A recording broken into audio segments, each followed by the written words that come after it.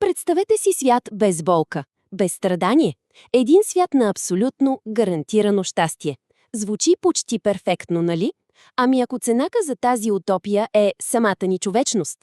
Точно това е смразяващата картина, която Олдъс Хъксли рисува в романа си «Прекрасният нов свят». И ето тук идва големият обрат. 15 години след като публикува шедовъра си, самият Хъксли поглежда назад и го преоценява. Нека да видим защо. Защо е смятал, че е направил една, бихме казали, фундаментална грешка? И така, ето през какво ще минем днес. Първо, ще разгледаме тези втори мисли на Хъксли. След това ще се потопим дълбоко в света, който е създал. От раждането в бутилка до създаването на умове. Ще видим какво е това Евангелие на стабилността и накрая ще си зададем големия въпрос. Колко близо сме до този свят днес? Да започнем от начало с предговора, който Хъксли пише през 1946 година, защото точно там той отправя най-голямата си критика към собственото си творение. Иронията е просто невероятна, нали? Човекът, който е измислил едно перфектно проектирано общество, признава, че собствената му книга има сериозни дефекти. Той всъщност казва, че ако се опита да я пренапише, ще загуби всичко добро в нея. Затова я оставя такава каквато е. Но не и без да посочи основния й проблем. И ето го. Това е същината на съжалението му. Хъксли смята, че е дал на главния си герой, дивака, само две ужасни възможности. Или бездушната контролирана лудост на утопията, или напълно първобитната лудост на резервата. Липсвала е трета опция – път към здравия разум. И тази дилема е толкова актуална. Често и ние сме приклещани между крайностите – сляпо подчинение или хаотичен бунт. И ни е трудно да намерим онзи среден път на разума и истинската свобода. Добре, сега нека оставим критиката на автора на страна и се потопим в самия свят, който той е създал, да видим как започва всичко и когато казвам всичко, имам предвид буквално самото начало на живота. Добре дошли в Централно-лондонски инкубатори и възпитателен център.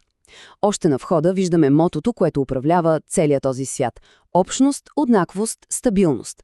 Всяко нещо, абсолютно всяко, е подчинено на тези три думи. А това е технологията в сърцето на всичко.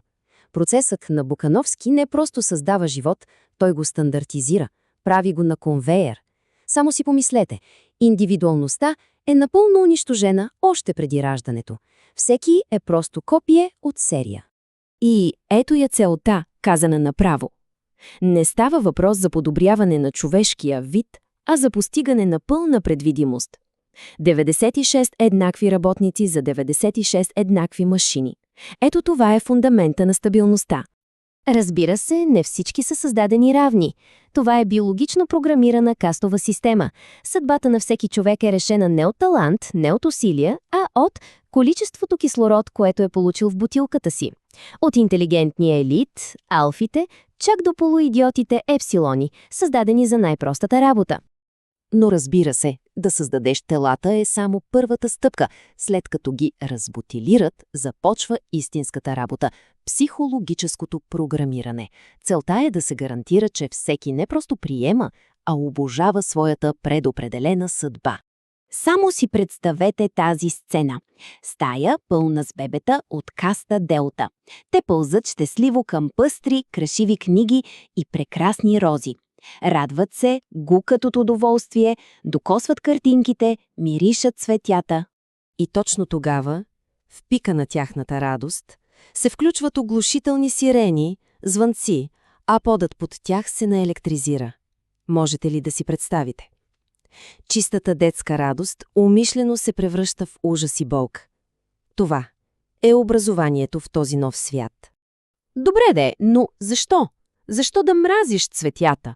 Отговорът е брутално економически. Любовта към природата е безплатна, тя не задвижва икономиката. Но любовта към сложните спортове на открито, които изискват специално оборудване, да, това вече движи фабриките. Звучи ли познато? Всеки естествен импулс се пренасочва към потребление. А това, което не може да се постигне с ток, се постига с хипнопедия или учене на сън. Докато децата спят, гласове от високоговорители под възглавниците им повтарят хиляди пъти моралните закони на обществото. Те не могат да научат факти така, но могат да приемат като абсолютна истина, че всеки принадлежи на всеки друг. И всички тези технологии, и биологичните, и психологическите, служат на една единствена цел – на една висша религия, която управлява този свят. В този прекрасен, нов свят, думи, които за нас са свещени, са се превърнали в най-голямата мръсотия. Думи като майка или баща.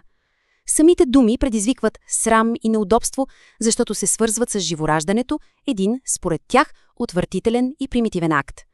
А идеята за семейство, с всичките му силни емоции, с ревността, с тази задушаваща близост, тя се смята за източник на почти цялото нещастие и нестабилност в миналото. И вместо семейството и моногамията имаме тази хипнопедична мъдрост. Само че това е една илюзорна свобода. Да, свободен си да бъдеш интимен с когото поискаш, но не си свободен да обичаш един конкретен човек. Истинската дълбока връзка е абсолютно забранена. И ето я сделката с дявола в сърцето на прекрасния нов свят. За да се постигне абсолютно стабилно общество, трябва да се премахне всяко страдание.